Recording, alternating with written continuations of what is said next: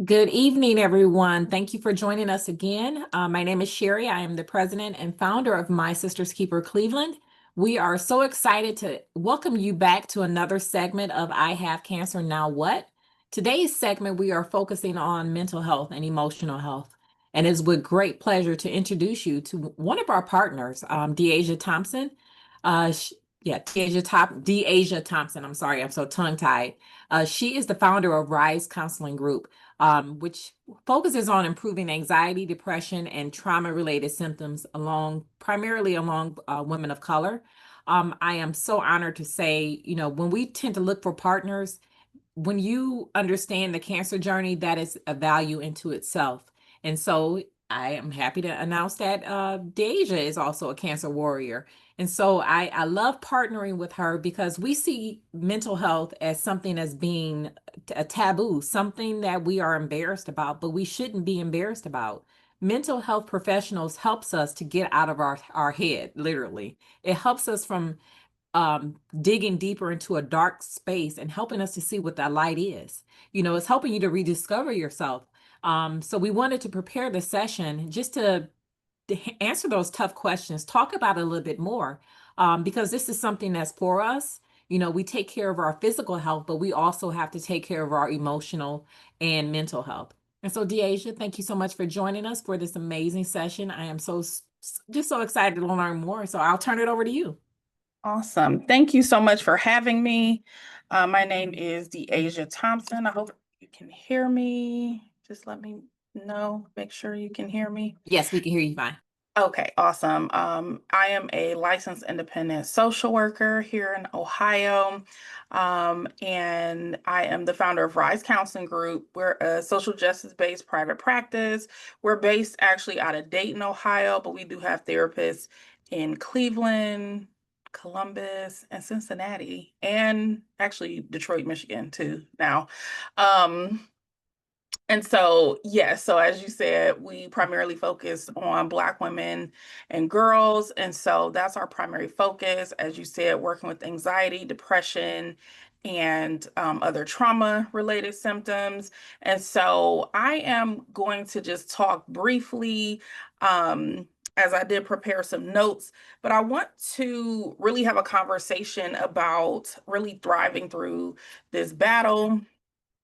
As you said, I'm a two-time cancer survivor. I was diagnosed when I was 18 years old, and then again when I was 21. So I'm gonna go a little bit into my journey, but also make sure that I tie in that mental health and wellness component because I think it's really important that we not only, obviously we're talking about the body when we're talking about cancer, but we also have to take care of our mind because that is just as important. And so really to kind of set the stage, really at 18 for me, I was, most people are thinking about college or they're heading off to college. And that was the same thing that was happening to me. But after Christmas break, I got the news. I just happened to go to a doctor's appointment over Christmas break because, you want to get in while you're home. And I ended up going to my pediatrician at the time, who then sent me to a specialist and said something didn't look right, something didn't feel right. And she sent me to a specialist. And I thank God that she sent me to that specialist. I went to the specialist, had a biopsy, and went back to school. Was not thinking about anything happening because I'm 18 years old and I wouldn't think that I would be impacted by cancer at that age. And so it was actually maybe 2 weeks into the fall quarter because I went to OSU and we run quarter still. So that tells you how long ago that was. But so we were what, maybe like 2 weeks into that winter quarter. And I got the phone call that my test came back and I did in fact have cancer. And so a little bit about that journey over that time, I went ahead and had surgery, had to do radiation treatment and things like that. So I was trying to navigate cancer, And I had thyroid cancer. And so navigating thyroid cancer and the newness of like how my body felt after having cancer, and then also getting back into school. So I took a quarter off, but I went back to school after that next quarter. And so there was a lot of adjustments happening. And at 18, I wasn't really, I feel like it was like, whoo, I just got through it, right? So I wasn't really thinking about the mental toll that it had taken on me in that time. So fast forward, I did also have my daughter sophomore year of college. And then fast forward to graduation. So here we are, 3 years later from my the first diagnosis. I graduated from Ohio State, the Ohio State University, and just going into my doctor, regular appointment. And once again, some blood work came back and it did not look good. So here I am 3 years later with a child now, and I get the news again that I have cancer. So I'm like fresh out of college, got my first big girl job, and I was faced with a lot of different things at that time because I was so new on my job. Um, they were not going to hold my job for me. I needed to have another more invasive surgery. I had a child that I had to figure out what am I going to do, had an apartment. So there was just a lot more, I feel like, that was weighing on me at that time. So it was during this time that during this second round of cancer that I started therapy. And that for me was a godsend at the time.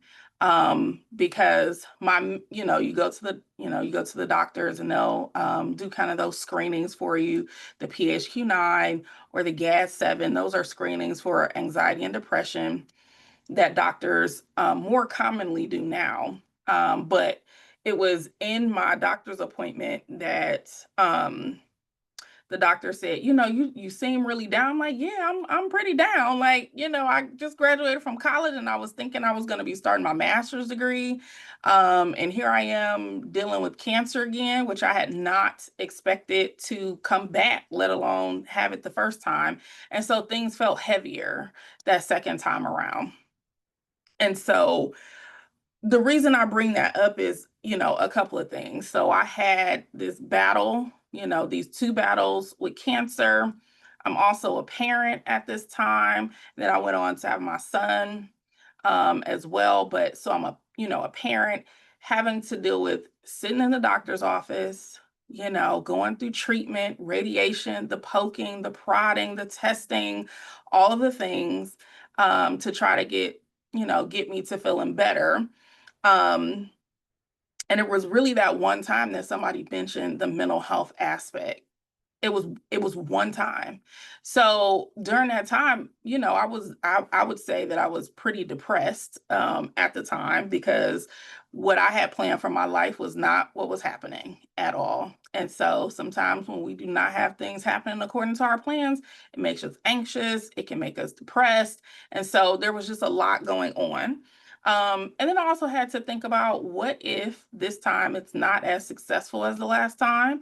Or, now I have these children that I am responsible for, and I want to be here for them. So there was just a lot going on during that time in my life. And so I know what it's like to have this be ever present in your life while also dealing with and really having to manage showing up for your kids, paying bills. In my, situation, going back to school, graduating, going to class because during some of that time, I was also still having to deal with treatment post surgery, right? And going to class and navigating those challenges and retelling the story to my professors and letting them know, like, sometimes I have appointments. Sometimes I'm so tired I can't get out the bed. Like, there's just a lot going on.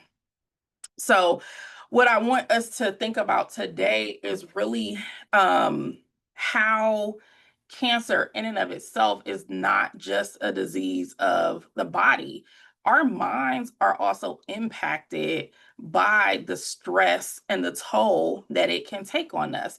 It can impact our identity, it can impact our relationships, let alone some of the other aspects of, just our practical day-to-day life, being able to pay bills, being able to show up, feeling well enough to do and navigate these different spaces. And so a lot of us may struggle with, anxiety and depression while also navigating this challenge. And treatment just in general is exhausting. It is exhausting. And you try to stay cheerful and you try to be, as happy as you can be, but treatment can be exhausting. It is exhausting being poked and prodded. And you may feel like you haven't done anything, but you have done a lot, right? And so I feel like a lot of times we may be wearing this mask and trying to put on a front for folks so that they don't understand the toll that it's taking on us. But I want us to actually have a conversation about what that looks like. And please enter, if you have questions or comments or anything like that, please feel free to chime in if you get any comments or questions or anything on Facebook too. So just a brief data point. People with chronic illness experience depression 2 to 3 times the rate of the general population.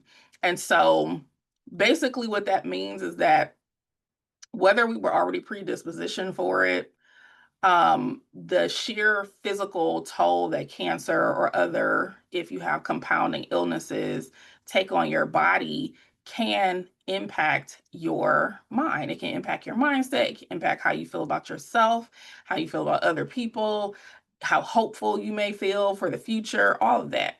And so another point to that is that prolonged stress over time can actually impact our healing and recovery.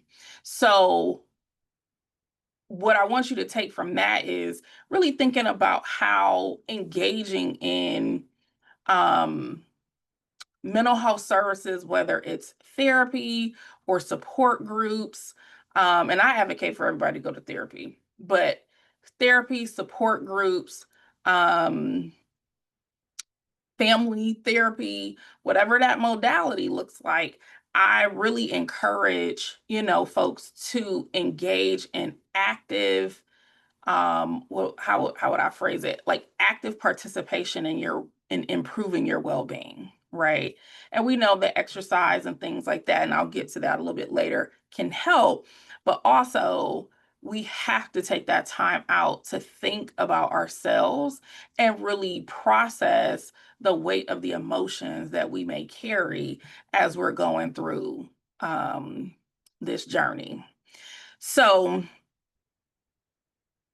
also, so I want to kind of talk about sort of a framework that I think can help folks sort of in how they're, processing the information just to make it manageable for them. And so this is something that I use in different spaces or different contexts. So whether I'm working with like consulting clients or even my, therapy clients, things like that. And so this is to really kind of, it's not just solely related to cancer, but really kind of how you think about and process as you go through and get through things. Okay. And so I call it the relate framework. And so with that, I'll go through it a little bit for us. So the R stands for recognize. And so what I want folks to do is to really recognize your feelings without shame. I say that because there are times when you're going through this experience, this process, this battle where you have some thoughts and you're like, "Oh, Lord, forgive me for those thoughts. Like I just don't, I shouldn't be thinking like that." But I want you to be real with yourself and I want you to really not have shame around the anger you may feel, the grief you may feel, the fear you may feel, the anxiety, the depression, whatever it may be. whether you feel embarrassed, whatever, but really taking ownership of those feelings and not having shame around them because they're real. And if you can lean into your feelings, um, that can help you make better decisions. And it can also, it basically is a way for, it's telling you what you need, right?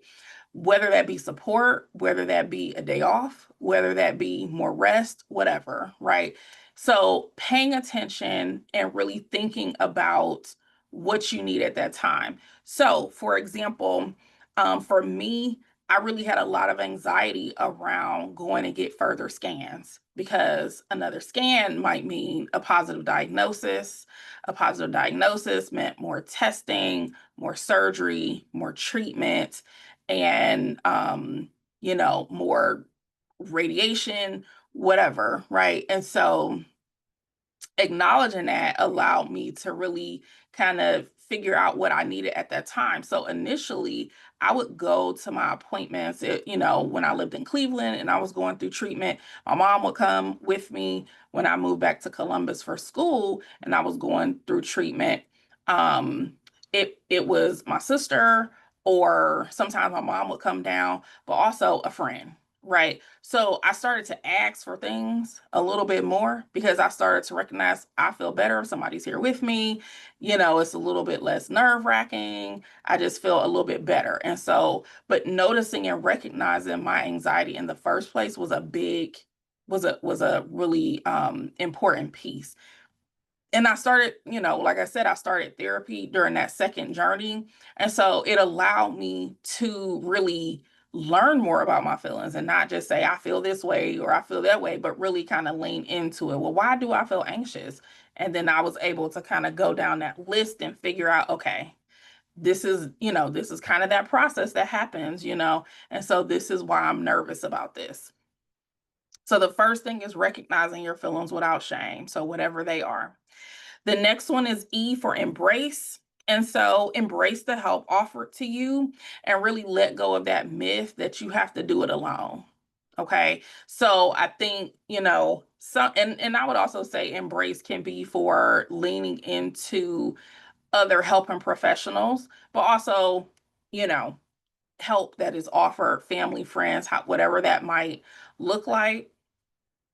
You do not have to do this alone, right? And so think about some of the supports that are offered to you. Think about some of the ways that people can help you. Now, it may not feel perfect. It may not feel exactly the way that people wants it to feel. But if you can lean into that, it can help reduce a lot of anxiety. You feel more supported. You feel less lonely in this journey because that's a big piece of it. We feel like, well, nobody else is going to understand.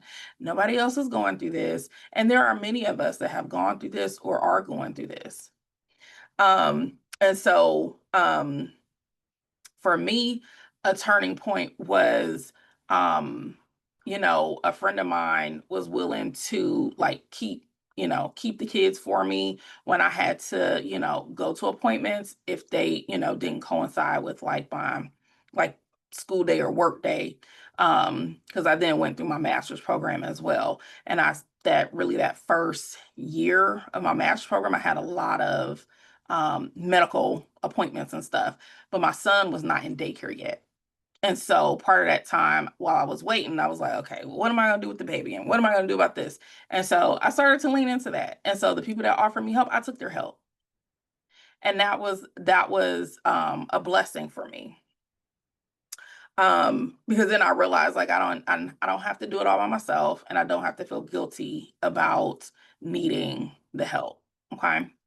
Um, and feel free to stop me. So L is for listen. And so this is listen to your body and your mind. And so I want you to rest when you need to rest. That is one of the major things that I feel like a lot of us don't do is we don't get enough rest. We feel like we have to be everywhere at every moment for everybody else, and we don't show up for ourselves. And so rest is very important. It's important in terms of the healing process. Like we need to rest, right? And so say no when you need to say no, and listen to what your body is telling you. If you are exerting too much effort or energy and it is taking a toll on you, listen to what your body is saying. Okay. Um, and so if you have to take a break, for those that are working and still, still navigating all these different spaces, if you need to take a break, take a break. It is okay to take a break. It is okay to say, look, this is a bit much for me right now. And I need to, but also if you want to, I need to rest for a moment. Okay. A is for act. So this looks like taking small, consistent actions to protect your mental health.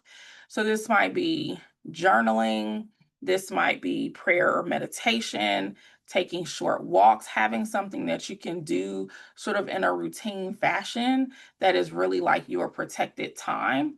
And those little small actions really kind of build up to you feeling better.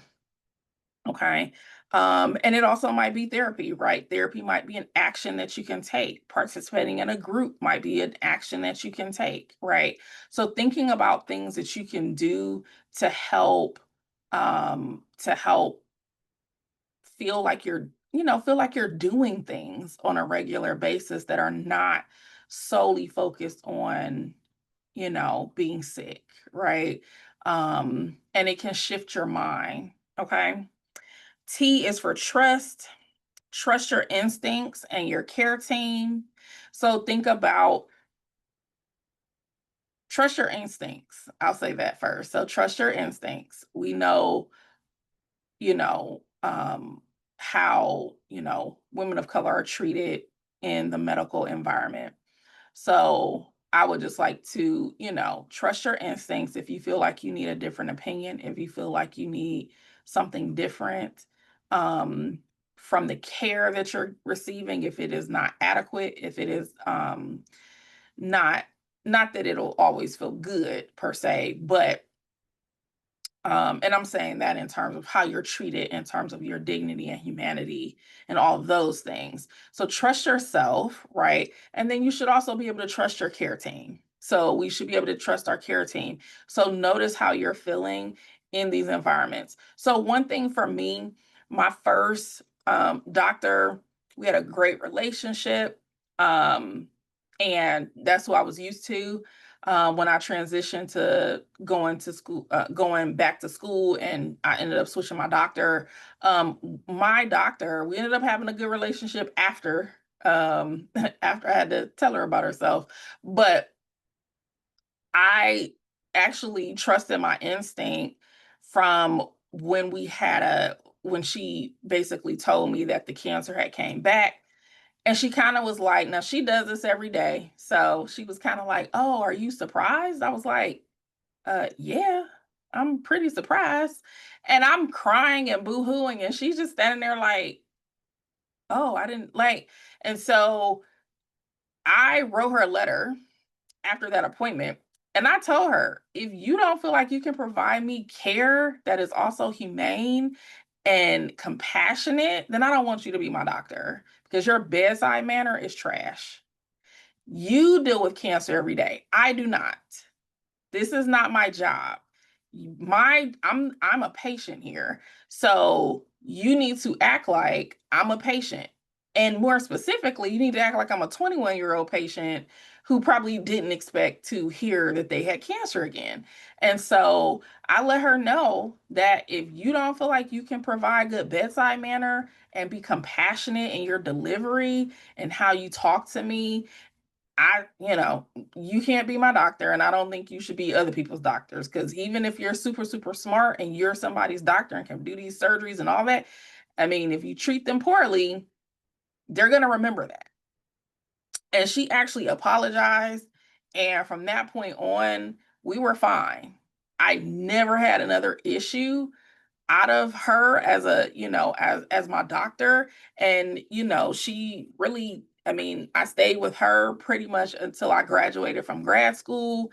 And And then after that, I transitioned because I moved out of state. But I say all that um, to say that it is important to trust yourself and know that you deserve humane and appropriate care. And then also trust that you can still experience joy in the middle of treatment.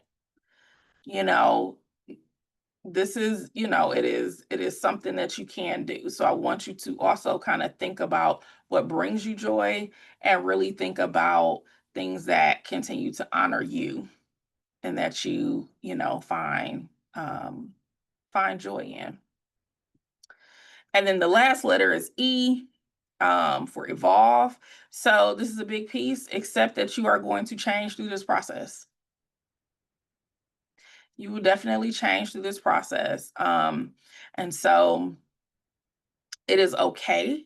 Cancer can do a number on us and it can sometimes strip some things away, but it can also help build these other things like our relationships, how we view ourselves, how we view life. For me, I walked away feeling like, you know what, I'm gonna move a little slower than I did before because some of this stuff is not important. Some of the stuff that I was like super, I might get angry about or, quick to judgment on, some of this stuff is not even important, right? I can slow down and try to just take my time and enjoy the things, right?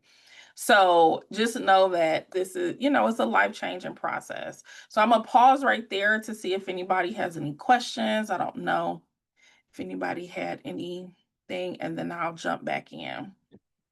Mm.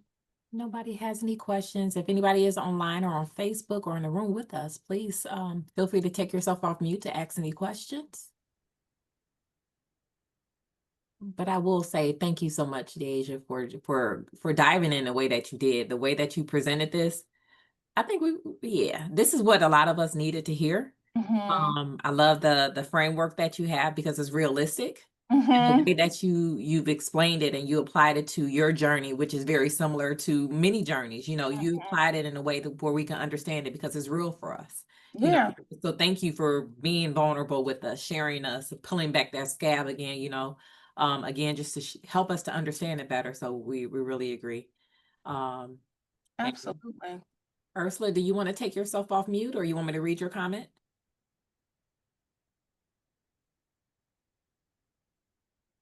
Okay, so I will read. Okay, she said read it. Okay, so Ursula says she totally agrees with having a conversation with your doctor and even finding one that is the right fit for you. Yeah, absolutely.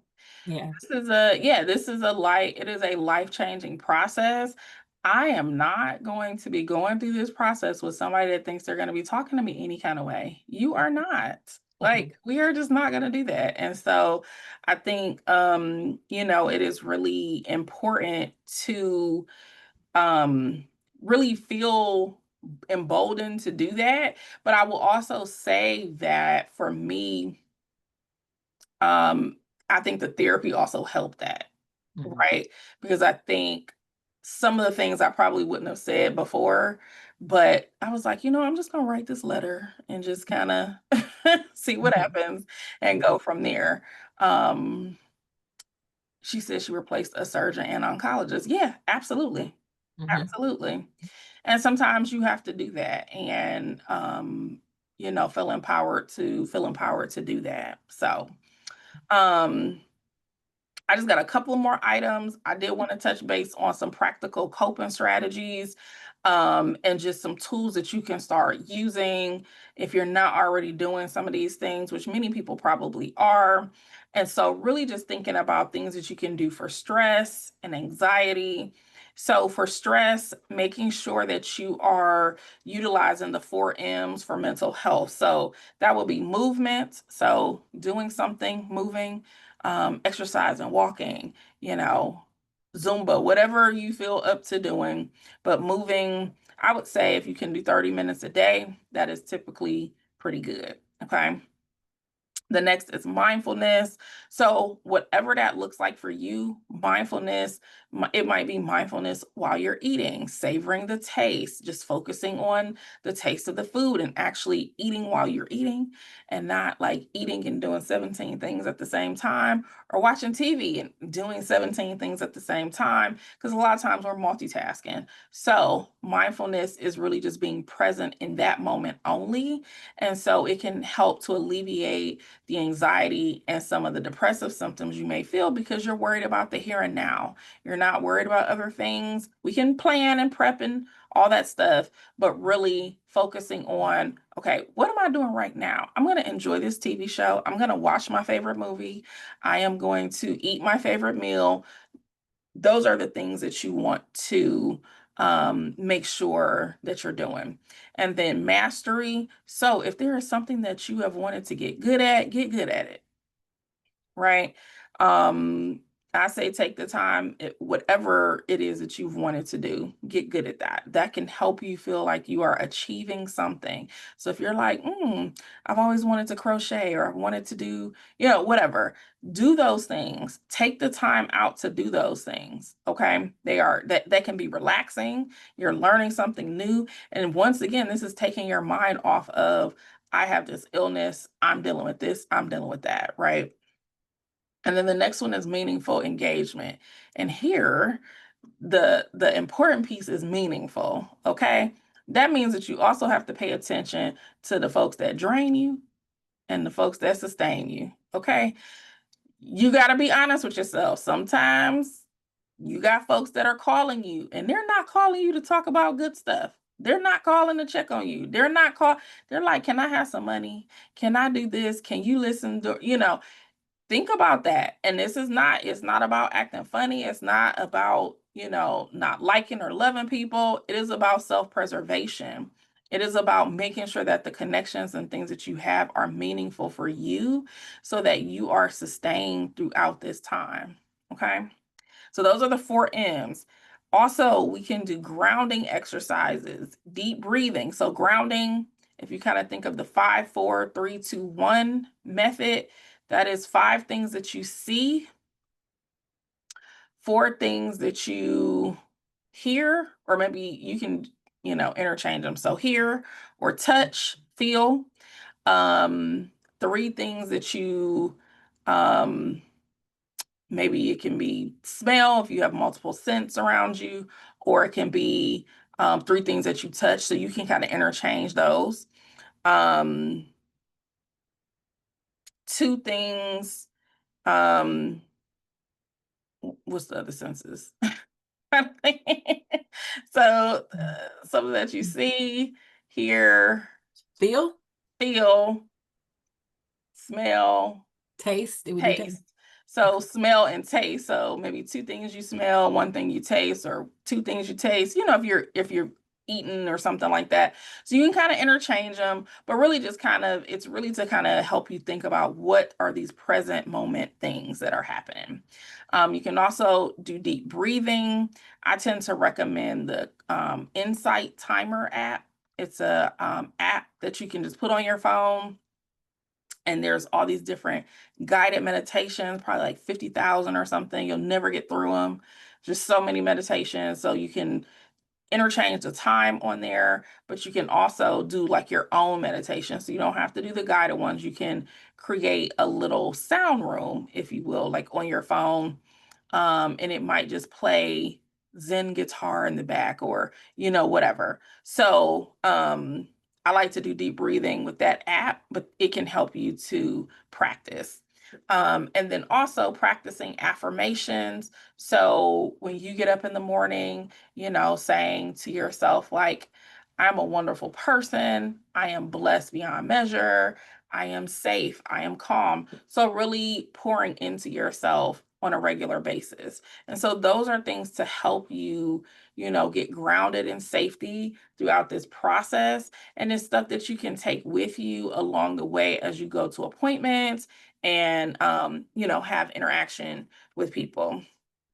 The other thing too is creating good connection points. So with that meaningful engagement, make sure that you're connecting with the right people, even if it's just like, I just want to check in a couple times, once a week or, something like that. Just make sure you are, checking in with those folks that are really helpful for you. And then celebrating your small wins is really important. You want to have some positivity along the way. Okay. And so celebrate those small wins, whatever they may be, right? Because that can help you. It's like, I got out of bed today. I got to get my meal, my favorite meal, or, whatever those things that bring you joy or bring you some happiness. Um, and then also really kind of thinking about utilizing therapy as well. And so that is a time for you to really process those emotions, learn about your emotions, and talk about some of those deeper fears or things that you don't feel like you can maybe talk to everyone about. And so I feel like when we think about illness, we don't um, we don't think about how our mental health is impacted by that. And so, really doing that work and talking to someone can actually help to alleviate some of those stressors. And in turn, even though you may not feel 100% every day, you may feel better. And so if each day, little by little, you're starting to feel better, it can be helpful. So, did you have any question? Did you have a Sorry, I had to take myself off mute. If there was one thing you can do, it took me until after cancer to understand what the difference between stress and anxiety was. Can Mhm. you describe to us what the difference between the two is so that I think that some people may be experiencing anxiety but think it's stress. And I Yeah. think if we understand what the difference is, we'll be able to figure. Yes. So I like to think of stress like we're going to have stress every day. So whether you have a deadline at work, whether you have, a test coming up, or even driving, right? You're going to have stress. It's like, oh, I'm going to have to navigate this drive into work, and it can be stressful because it's going to cause you a little bit of a um you kind of think about it. It might if you may if you struggle with anxiety, you may have some anxiety from that, but stress is kind of those everyday occurrences. Like we're going to experience that. And some stress is kind of good stress, right? We can put stress on our bodies when we exercise, or like you can stress yourself a little bit more, like if you're going to train for a marathon or something like that. It's really kind of that the how do I explain it? It's just, it's like a little force that comes upon us. I don't know how else to really explain that, but it can be used, it can be good and bad, right? So stress, if you have a test coming up, might make you study for it, right? You know what's happening, so you're going to try to break that up and study for it so that you're prepared for it, right? That's what I would say is like a good stress, right? um I'm trying to think of like a negative stress. Might be maybe like a partner or somebody, kind of um maybe not cleaning or helping around the house, right? Mhm. I wouldn't say that that's a good stress, but that's a stressor. It's an extra thing, it's something added to your like list of things to do, all of that, right? So stress is, we can maybe classify stress as good or bad. It's really how you take and sort of transform it into whatever you end up doing. So whether you end up studying, whether you end up cleaning, it's going to have an impact on you in some way. Anxiety, though, the difference is that anxiety is actual, we're worried, and when we experience anxiety, it's more of, it can be a specific thing that we're anxious about, or in a generalized. So, generalized anxiety as a diagnosis means that everything makes us anxious. So, we're anxious in all of these different spaces. And so, with the anxiety comes specific symptoms. Okay. So, those symptoms might look like some people panic, some people have racing thoughts, some people may sweat or have, racing heartbeat. Some people may be a little bit irritable, and stress can make us irritable, but we're also looking at these other, factors. Some, have a low mood. So, your mood might be a little bit lower. And stress and, anxiety and depression kind of run along a continuum. So a lot of times when people are experiencing anxiety in all these different spaces, like in a generalized capacity, they do tend to also struggle with depression in some areas as well. So, but certain areas may not cause people anxiety. So for us that have gone through like medical issues, going to the doctor might cause us anxiety, but showing up at work may not cause us anxiety. But depending on your work environment, you might be anxious at work because you don't know if your boss is going to say something to you or, whatever, have all these expectations or, whatever. So that might happen. We also might be anxious at home, right? Um, but it just depends on the person. But I do think that a lot of times people feel like they're stressed when they are actually operating out of anxiety. So doing a lot of like thinking ahead, thinking about what this might happen, a lot of what ifs. And I will say for Black women, we live under we have all these other um, areas of oppression that we experience. So race, gender, right? And depending on how we grew up, if we grew up in church, they say be anxious for nothing, but it's like, but I feel it in my body. So I need help with that, right? So we might experience anxiety in these different ways and don't register it as anxiety because we're just so used to being so stressed all the time, but we're probably operating out of anxiety. So I hope that was helpful. Yes, that was very helpful. Thank you so much. Yeah. And so the other piece too is navigating these relationships and support systems. And so really, as we kind of think about things that we have to, have conversations about, for me, my children were super, super small when I was going through my cancer treatment. So I did not have to navigate those conversations with them. But I had I have two younger sisters. Then I had, family and friends and things like that. And so it is important to actually have these conversations with our family and friends so they can, know how to help how to help you, right? I just lost my uncle in April to cancer. And so I had to have that talk with my kids and then my sister with her kids because they were used to, their great uncle. My mom and her brothers are super close. And so, I grew up seeing him every day, right? And so my kids got to know him, my sister's kids got to know him, and we're used to seeing him. So we had to have those conversations, age appropriate, obviously, to the best of like what they can understand. But we had to, talk to them about that. Um, and then also thinking about where you need that support. So, do you have people that can take your kids or have people that can, watch them so you can rest and get sleep and have a moment to yourself? Like, those are things that are very important as well. So, really thinking about what those relationships might look like. As you go through this process. And then obviously support groups. So those are other relationships that I think are super, super beneficial and are beautiful. And that's what you need because you don't want to feel like you are isolated and alone in this journey. And that was one of the things that I found. There was randomly one other girl that went to Ohio State that I was introduced to through a program. So I was in a teacher's program at Ohio State when I started.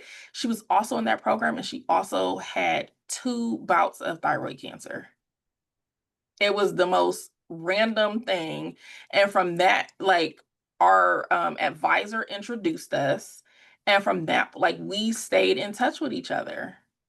And I was like, this is so, and she had her second round was actually during undergrad. So she had been diagnosed had surgery, radiation, all that, and it came back during undergrad while we were still in college. And then mine was after. So it was just it was just so nice having somebody else that understood that, trying to navigate being a student and dealing with the cancer. And so that was really really helpful. So my sister's keeper, like this is what this is about, is helping each other navigate these challenges, because you're not alone and we have to have us. So yeah.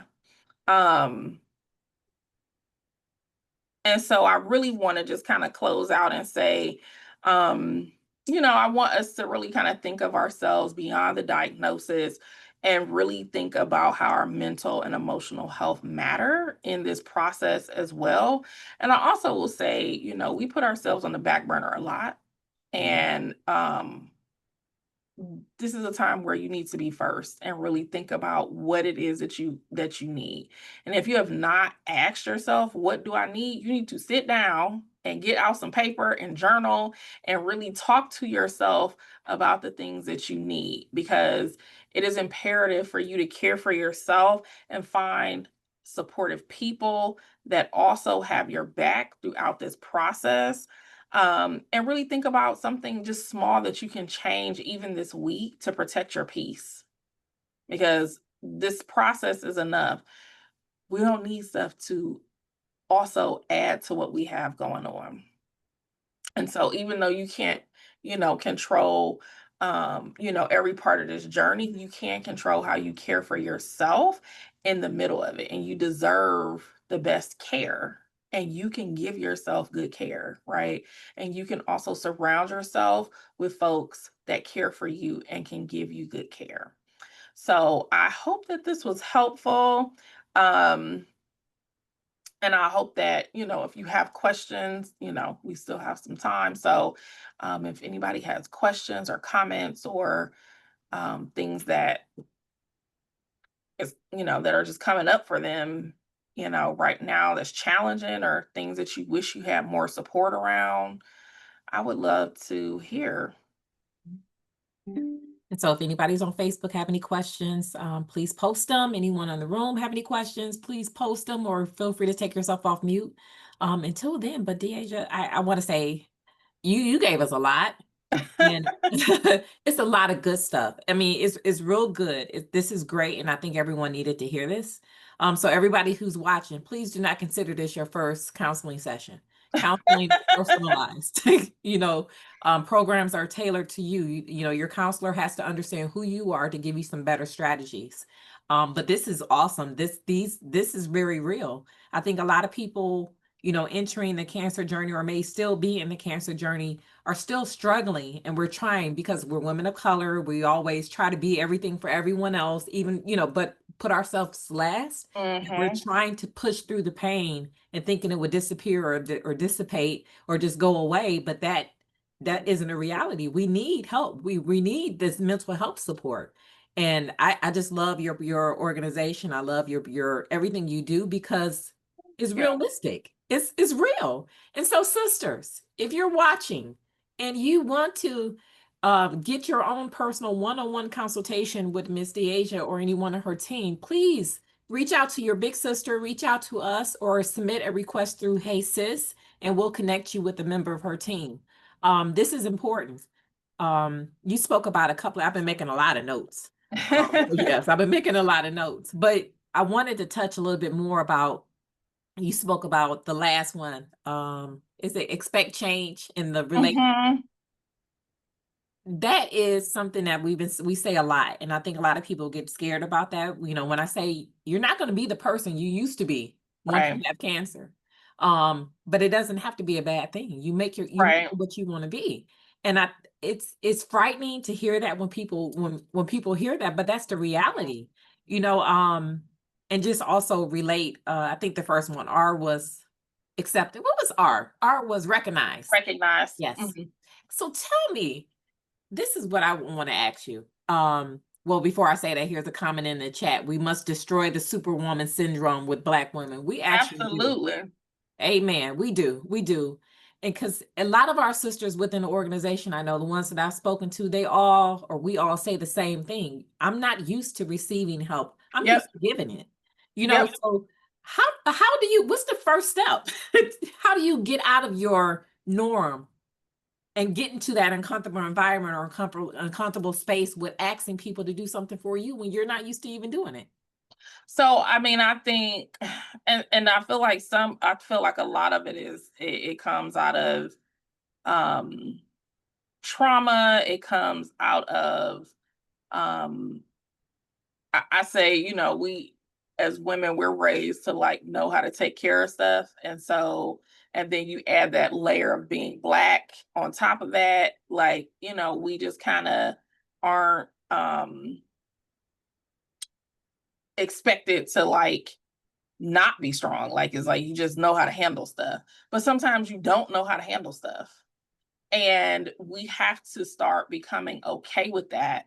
And so I would say recognizing first and foremost, if you notice symptoms, even just within yourself, of maybe you are a little bit more restless, maybe you do, struggle with concentration. Maybe you are having a problem, like in terms of feeling irritable. Notice like what those like you can Google symptoms of depression and Google symptoms of anxiety and really kind of think about, okay, am I experiencing these things? If you do the PHQ-9 or the which is the patient health questionnaire, it's like 9 questions.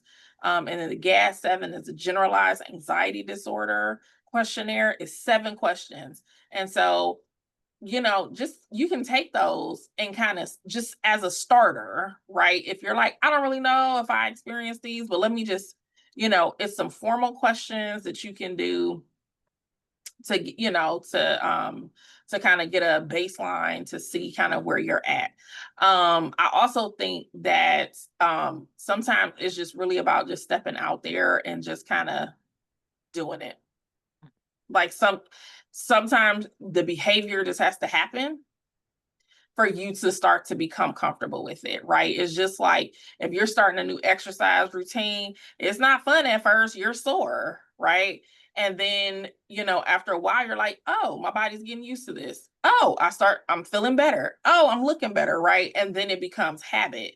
So part of it too is like sometimes you just have to do it, right? Um, and kind of, you know, learn that process, if that makes sense. Sometimes you just gotta ask. Mhm. And I know sometimes we're afraid that somebody like is gonna say no. People can say no. So that's the first thing. Sometimes we just gotta accept that. Um, and that's okay. But somebody is gonna say yes. Mhm. The one no, you can't take that and be like, oh, okay, well, I asked, that's it. Mhm. Definitely, definitely, definitely. Yeah, this has been awesome. And I would just say, anyone, if you want to get in touch with Miss DeAsia and her team, I'm gonna just share my screen just to share her website. Her Okay. website is risecounselingsgroup.com. You can click on the link to make an appointment and just a short questionnaire, fill it out, and a member of her team will reach out to you. But members of My Sister's Keeper, just give your big sister a call, give a call to our office, or complete the form through HASIS, and we'll connect you over to Deasia and her team. I also wanted just to point out too, sometimes in our lives, we listen to someone who's considered our best friend and want to take advice from them. But if you're taking advice about cancer from someone who never had cancer, I would be very cautious about doing that. But I will also tell you too, you're going to find and rediscover yourself through the journey, but you need help in doing so. And Mhm. so you definitely, please don't feel like it's an embarrassment or a shame for Right. finding someone who can help you navigate through this weeds. This is a journey. This is so when they say journey, I think of the forest and the jungle. This is what Mhm. cancer is. It is. You need to find your way through the field. Yeah. And you need people to help you do that, whether it's clearing the path for you through mental health specialists such as Deasia, or someone who's just going to provide that support for you, which is what we do within My Sister's Keeper. But please don't be ashamed. This is for you. put yourself first. Yeah, And you do. I would add too, whatever you talk about with your therapist is between you and your therapist. So you don't have to worry about that getting out there. It is just, I think, people, there's a lot of stigma around it. I do think that more people are going to therapy, but I also will say this, that hour, if you do it once a week or if you decide to do it twice a week, that hour or two, if you need that time, just think that is time just for you to just be with you, right? And you have somebody there to help you through, sort of those darker or harder things. You're not alone in that, but it is time that you're not having to worry about everybody else. It is your hour. It is your time. And I think, especially going through treatment multiple times, like, you have so much stuff that you're doing, you need to slow down and take that time for yourself. Definitely, definitely. Well, this has been amazing. Someone on Facebook asked for the app, and I posted it there. I'll post it on our website as well. We will download this recording and also post this on our website with a lot of tidbits that Miss DeAsia has given us, and as well as her acronym RELATE. I think that is really good. Yes, thank you. Get that copywritten. Uh, I'm working on it. I'm working on it. I know an attorney if you need one. But that is great. It is great. So DeAsia, I know I shared your website, but if anyone wanted to reach you, how can they reach you? So my Facebook, so through the practice is just Rise Counseling Dayton. And then Instagram is Rise Counseling Dayton. So those are our practice, like the practice pages. And then you can find me under DeAsia L. Thompson on Facebook. And then It's DeAsia on Instagram. And if you want to email me, I can drop my email as well. It's just info@deasiathompson.com. So really easy. You can email me there. And if you want to reach out to the practice, it's just hello@risecounselinggroup.com.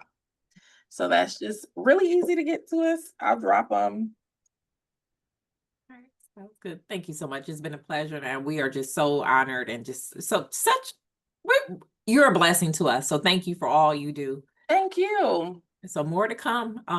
Yes, this is amazing. And I will put your email address into the Facebook chat as well if anybody wanted to reach out, or if you want to just reach out to us and have us get to her for you, feel free to give us a call. Our number is 216-333-1819, or find us on our website, myskcle.org. But again, thank you, DeAsia, for spending your afternoon with us today. And I'll put the phone number in as well. Yeah, everyone, thank you. Next week we're going to pause on I Have Cancer Now What? But we will return, and when we return, our next segment after that will be, I don't know, we covered a lot. I think it's Life After Cancer is our next session, but we'll post it on our site. Yeah, but thank you again. No, take it back. The next session is nutrition. So we will be speaking with another partner of ours, Dr. Latanya Four, who's a nutritionist who partners with us and just gives us so much care, similar to DeAsia. But everyone have a wonderful evening. DeAsia, thank you again. Thank you Everyone so who much for joined us. having me. Everyone who's joined us on Zoom, thank you for being here. Those who are watching on Facebook now or in the future, thank you for watching, and we hope that this is valuable for you. Have a good night, everyone. Thank you.